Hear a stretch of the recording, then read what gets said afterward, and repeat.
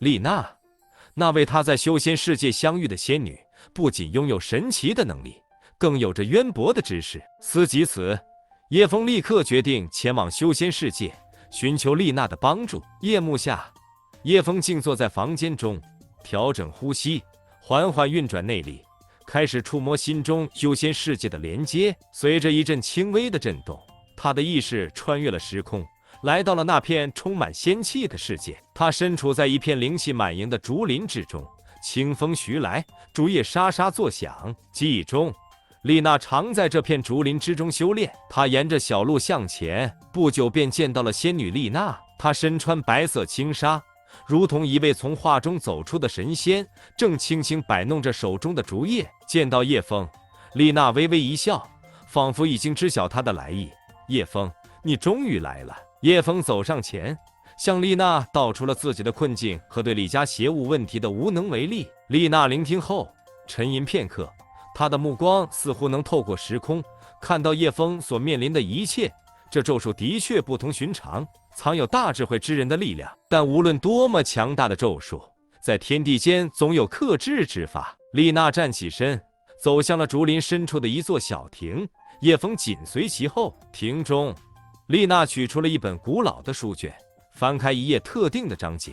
这是我曾在修炼之路上遇到的一个古老法术，名为灵心破术。它可以解开非命定之人所施加的任何咒术。不过，使用这一法术需要极高的内力和对法术的深刻理解。叶枫聚精会神地听着，试图从丽娜的话语中找寻到希望的火花。丽娜，我是否有可能学会这个法术？丽娜看着叶枫，眉宇间有着不易察觉的认真。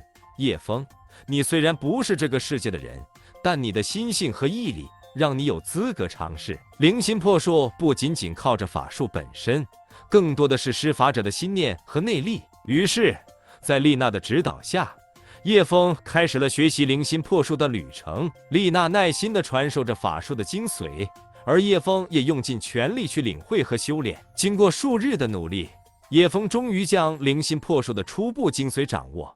虽然还未能完全驾驭，但已有了解封邪物的勇气和信心。丽娜知道，仅凭这一术还不足以完全解决问题，她还需要掌握另一项关键记忆阵法。丽娜告知叶枫，在此仙境的群山之中，有一位名为暮云的阵法大师。暮云大师年少得道，通晓天地奥秘，据说曾亲手布置下千年不破的护山大阵。他若能助力，必然能找到破解邪物阵法的关键。叶枫带着对未知的敬畏，独自一人踏上了寻访暮云大师的旅途。山路崎岖，世外桃源般的环境隐藏着无尽的机缘与挑战。几经艰难，他终于找到了暮云所在的隐居地，一个隐藏在连绵群山之中的幽静谷地。大师的居所并非豪华堂皇，而是一座布局简朴但充满天地灵气的小院。叶枫试图踏进院门，却像是碰到了一个无形的屏障，走也走不过去。他试图使用功法内力破开一个缺口，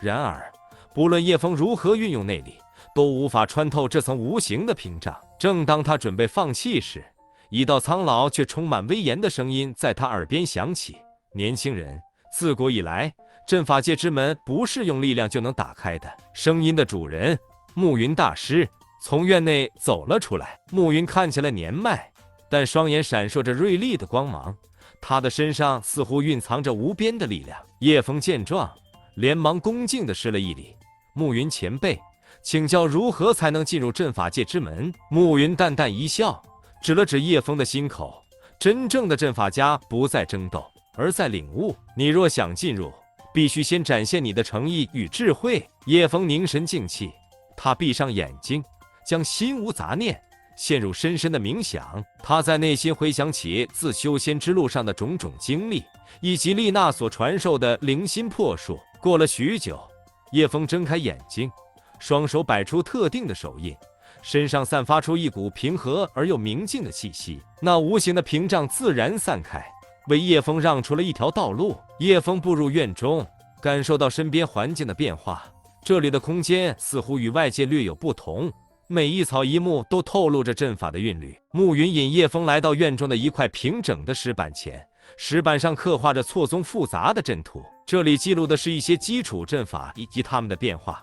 阵法如同生命，每一变化都有其独特的生命力。你若想掌握它们，就必须深刻理解每一个变化背后的道理。暮云指着石板上的阵图，开始详细的讲解。叶枫一边听着暮云的讲解，一边仔细观察石板上的符文和线条。他发现这些阵图似乎与他在丽娜那里学到的灵心魄术有着某种共通之处，他们之间无形中似乎存在着某种奇妙的联系。在暮云的耐心指导和自己的不懈努力下，叶枫逐渐明白了阵法的奥秘和如何应用到实际中去。他学会了如何利用阵法引导自然之力，以及如何将阵法的力量用于破解复杂的结界和咒术。几周的时间里，叶枫几乎所有的时间都沉浸在对阵法的学习和实践之中。他的进步突飞猛进，他不仅学会了基础的布阵技巧，更能够根据不同的形性灵活变化阵法的结构和能量流转，使其达到既定的作用。暮云对叶枫的成就表示赞许，他看着这个不属于这个世界，却又在这个世界中得到成长的年轻人，感到一种难以言喻的欣慰。叶枫的心性与诚意打动了大师，因此毫不保留地传授了他全部的知识。暮云告诉了他阵法的最终奥义，那是一种超越了常规布阵手段的境界，需要施法者心、法、灵三者合一，以强大的意志力和精准的能量控制，将阵法的力量引爆到极致。经过严谨的训练和千百次的尝试，叶枫终于做到了心法灵三合一。他能够凭一己之力搭建起一个小型的阵法，并能够运转自如。暮云告诉叶枫，你的领悟不错，能在短短的时间里就达到入门的阵法搭建。虽然离高阶阵法还有一段距离，但是让你处理凡间的疑难杂症已经是没有什么大问题了。以后如果有不懂的地方，再回来找我。叶枫带着对老师的深深感激，告别了暮云大师。叶枫返回了丽娜的修炼处，丽娜依旧在那片灵气涌动的竹林中沉静地等待他的归来。她旁边摆放着的茶具散发出阵阵清香，显然是为叶枫准备的。丽娜与叶枫相对而坐，她的目光中满是询问。你从暮云大师那里学到了什么？他温和地问道。叶枫讲述了在暮云指导下学会的阵法知识和那心法灵的境界。丽娜倾听着，眼神里流露出对他成就的赞赏。叶枫，你已经掌握了足够的力量破解李家的困境了。叶枫微微一笑，这一路走来非常不易，但我明白了许多，不仅是阵法的力量，还要有一颗善良正义的心。丽娜点点头，起身到一旁的木桌前，取来一块玉石卷轴。这是一个小小的礼物，她说道，在你不再修仙界的时候，它会帮助你感应到阵法的波动，以及防护凡间的负面能量。叶枫接过玉石卷轴，感受到从中散发出的阵阵波动，微微一笑道谢谢，丽娜。他站起身来，向丽娜深深一拜，表示最诚挚的感谢。丽娜，我会记得在这里与你的每一刻。丽娜轻轻回应，去吧，叶枫，你的未来不止于此。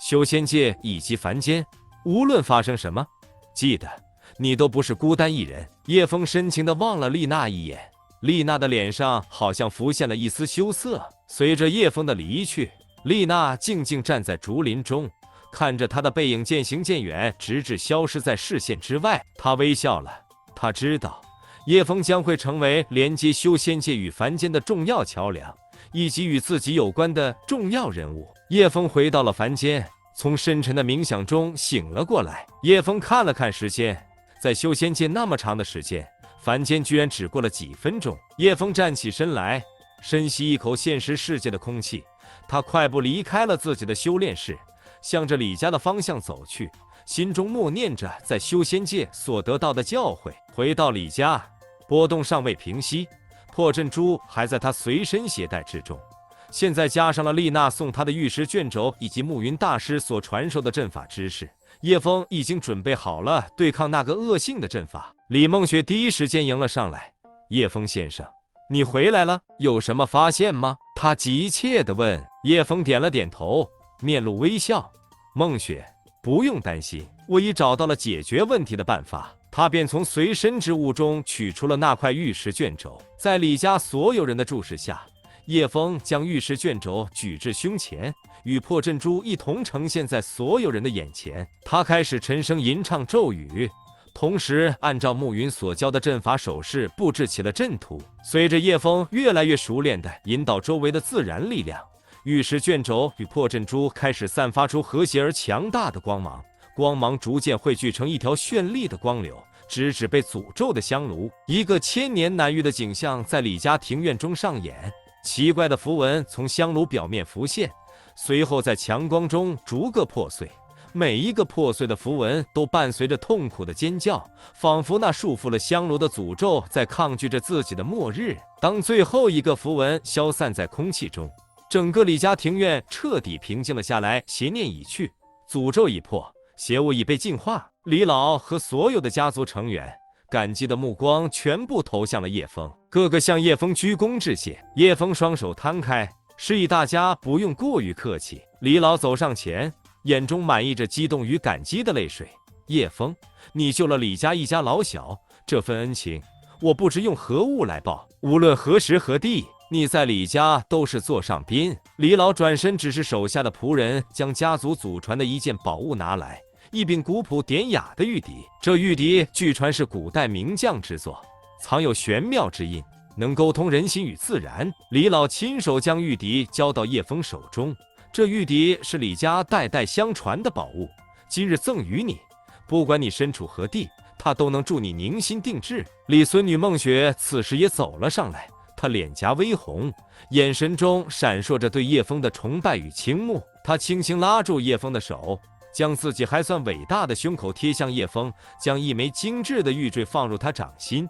叶枫先生，这玉坠不及玉笛那样传世之重，但是却是自己从小佩戴在身上的物品，是我心意的一小部分，愿它能够为你带去好运。说着说着，就小脸红彤彤地退到李老的身旁。此时李老笑着说道，这玉坠孟雪从小就不离身，看来孟雪是对叶小友很是有好感。一听到李老这样说，李梦雪的小脸又更加的红润了。李家的事件就在众人的哈哈大笑之中落幕了。